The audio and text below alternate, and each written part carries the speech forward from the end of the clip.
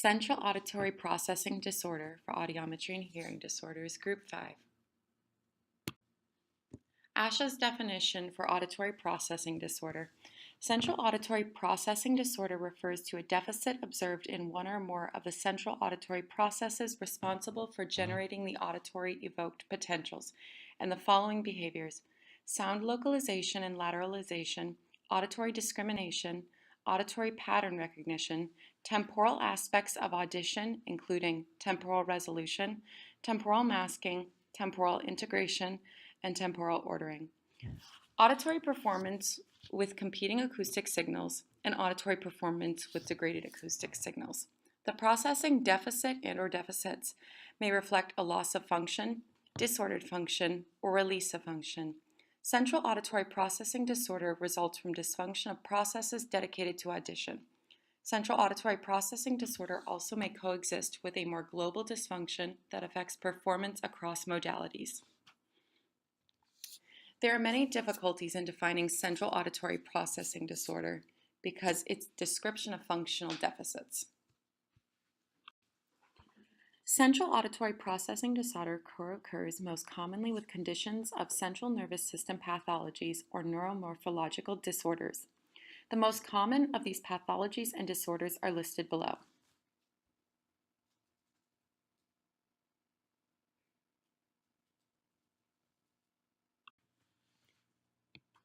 When diagnosing a patient, it is important to note that it can be a challenge to determine if the patient is experiencing primary auditory disorder, ADHD, language disorder, or learning disorder.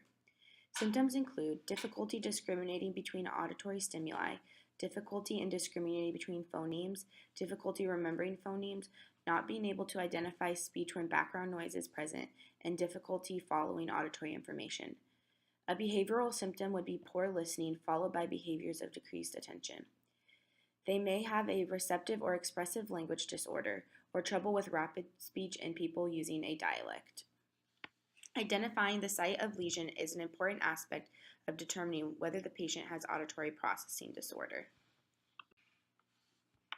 ASHA has set out a specific guidelines when it comes to diagnosing auditory processing disorder when given tests. There are several comorbidities with auditory processing disorder, which include ADHD, ADD, language disorders, and reading disorders. Other underlying factors include auditory neuropathy, auditory dyssynchrony, general hearing loss, medications, motor skills, developmental age, attention, English as a second language, and response strategies. These factors can contribute to the diagnosis of APD or can result in a misdiagnosis. The auditory tests used to assess central auditory function include behavioral tests and electrophysiological tests. Behavioral tests are more commonly used in clinical practice. Electrophysiological tests are used for individuals who have difficulty with behavioral tests. There are 5 behavioral tests: dichotic speech test, monaural low redundancy speech test, auditory temporal processing and patterning test, binaural interaction test, and auditory discrimination test. Dichotic speech tests may assess the process of binaural integration or binaural separation. Monaural low redundancy speech tests assess the ability to fill in the missing components of a degraded signal.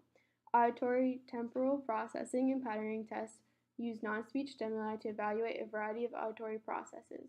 Binaural interaction tests assess binaural processes that are dependent on intensity, timing, or related differences between ears. Auditory discrimination tests assess the ability to distinguish between similarly sounding acoustic stimuli. The 2 most commonly used electrophysiological tests include auditory brainstem response and autoacoustic emission test. Auditory brainstem response gives information about the inner ear and brain pathways for hearing. Autoacoustic emission test detects blockage in the outer ear canal, as well as the presence of middle ear fluid and damage to the outer ear hair cells in the cochlea. The first treatment type is called auditory training. Auditory training uses listening activities where the goal is to improve the activity of speech perception. Auditory training is done by a speech-language pathologist, and the training emphasizes the use of clear speech to help acoustic cues. SLPs use clear speech because it can cause wider pitch ranges for the listener, expanded vowel spaces, and add prominent stress markers. all important for the discrimination of speech sounds. APD patients experience sounds as jumbled, but these practices would help separate and slow speech sounds in order for them to process the meaning.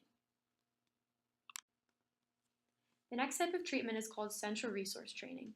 Because APD patients have difficulty with using context to decipher the meaning of sentences when sounds are not perceived, central resources training helps strengthen this ability.